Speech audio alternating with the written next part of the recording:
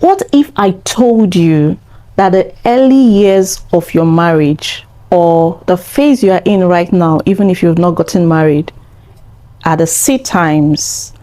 What if I told you that the marriage is going to get rocky? No matter the phase you are in now, in a happy marriage, the rock time will come.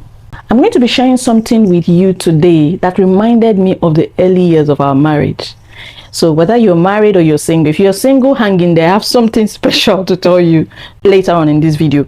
You know, on the wedding day, you're all so happy, expectant of a bright future. What if I told you that that next day after the wedding day might not be the same as the wedding day, or might not be the same as the next week or the next month or the next years? What if I told you that it will not all be rosy? I'm sure some people can resonate with me already if you've been married for so many years, that you might be in a condition today and be at a better one tomorrow, or it might even be worse. The joys you're experiencing today might not last till the next day, but what would determine if you would keep standing however tomorrow becomes, or however the weeks or the months or the years to come would be, is the decision you make now, or the seed you're sowing, no matter how long it takes. Now, something happened to me today that just prompted me to just do this video. Meanwhile, I'm having a cold, so my voice might just be gloomy, but it just sprang up, and I felt I just set this camera and then I'm going to do a video.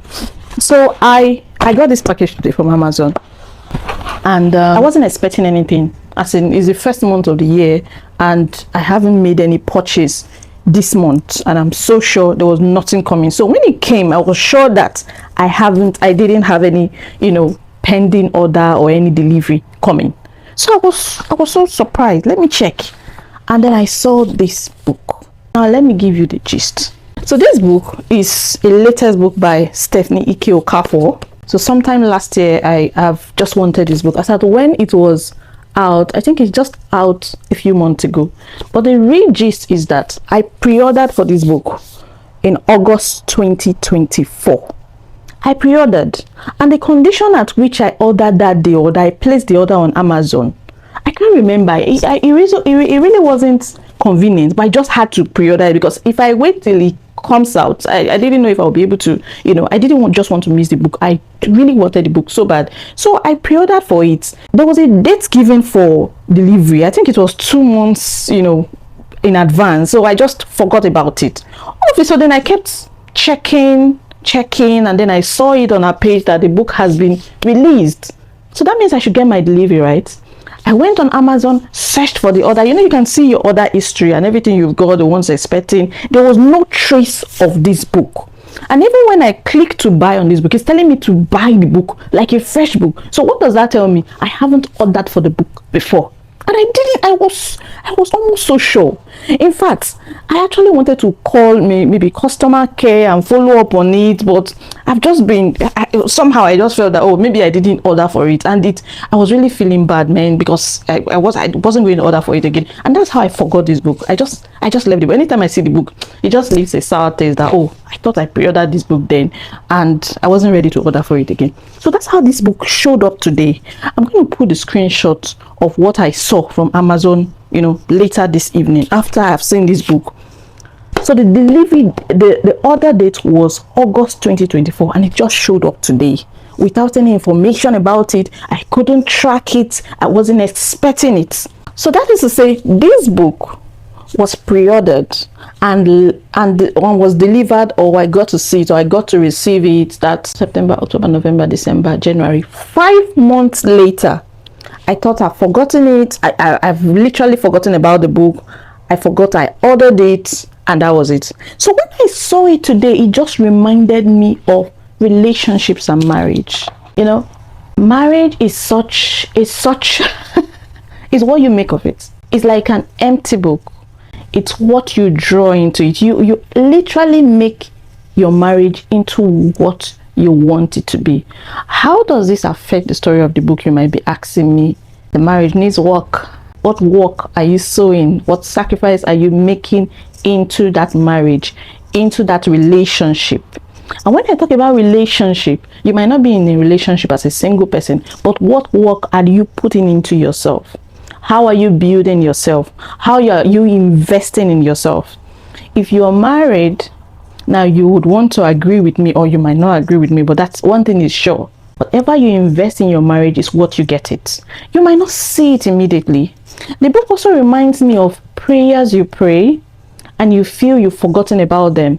And you've even forgotten, and in fact you just keep praying some prayers, or you're expecting something and it's not showing up, and you just lost track of it. Maybe just like my book, you can't track those prayers, or maybe just like my book, you can't track those sacrifices you've made so far in your marriage, and you are not seeing the harvest. You see healthy marriages, you see happy couples, but you cannot say for yourself where you're at, or where your relationship is at, or where your marriage is at, or what progress you've made in the years past despite all the sacrifices you've made.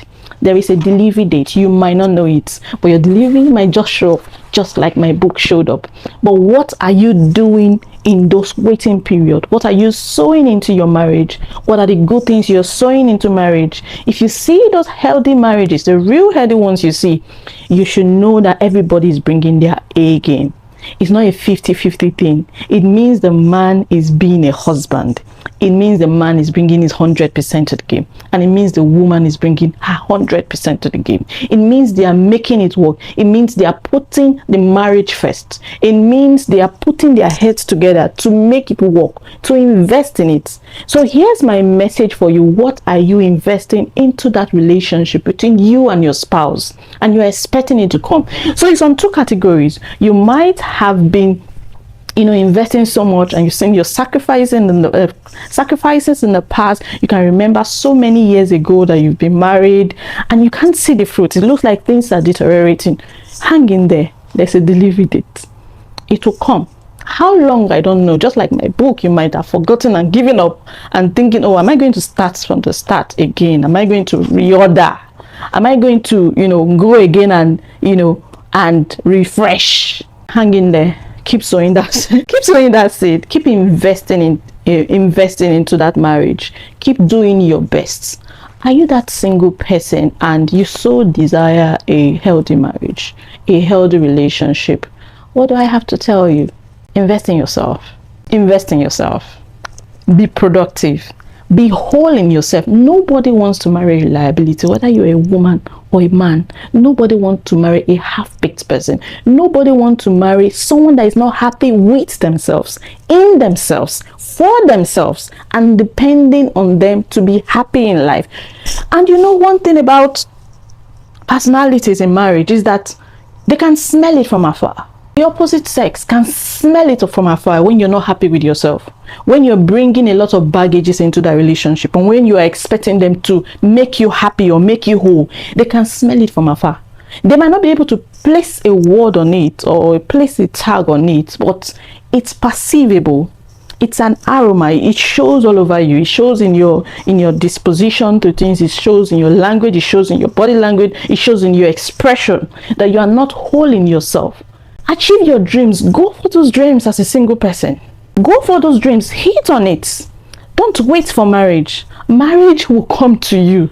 In fact, I feel it's best for you to it's best for you to discover that person you want to get married while achieving your dreams, because that person is seeing you achieving your dreams. You can actually gauge, does this person align with my dream and purpose in life? Does this person align with who God wants me to spend the rest of my life with? Is it going to fit into my personality? Is it going to fit into my purposeful life? So if you're waiting to see that person for you to discover your dreams in life together, you can see there's a problem already. As a single, go discover yourself, travel places, invest in yourself, be productive, be whole. We should be able to see you and see that you're full in yourself, and your partner, your spouse, is just going to be an add-on. It's just going to complement the wholeness we can see in you, and not depending on your spouse to be happy. So if you're married, you want to keep investing in that marriage. You might not be seeing the fruits now, but delivery dates is coming. It might not be near. I don't know when it's coming, but I remember there's so many things I used to pray for before I got married. There were so many things I used to pray and believe when I got married. I can look back now and see some of them, and I can't remember. There was a time there were faces that it looks like, oh, it seems that this other part is not for me. But all of a sudden, I can see some of them. There are some I can't even see in view, and I cannot connect where I am now or where my marriage is at now to that next phase. But seeing some is already giving me a clue that they are coming. But what do I do between now and the delivery date? Hope, believe, keep working on that marriage, keep investing in yourself. If you're single, don't wait till you get to the age of marriage before you start praying for your spouse, before you start praying to, you know, to achieve your dreams. I can remember I started praying for marriage after I finished my secondary school. I didn't just get that wisdom. I started staying with my auntie, my uncle's wife, who I grew up with, and I called them my parents too. And she said, you don't wait to get to the battlefield before you start guarding yourself, before you start fighting, before you start arming yourself. You don't wait till you get to the edge of it before you start preparing yourself. You prepare yourself before you get there, so that when those things start coming, when those stuff start coming, you don't have to wait for a long time to say, oh, this looks like the person. Or then you are confused. You see the person and you already have an idea. Does this person fit into my purpose? Does this person fit into God's plan for me?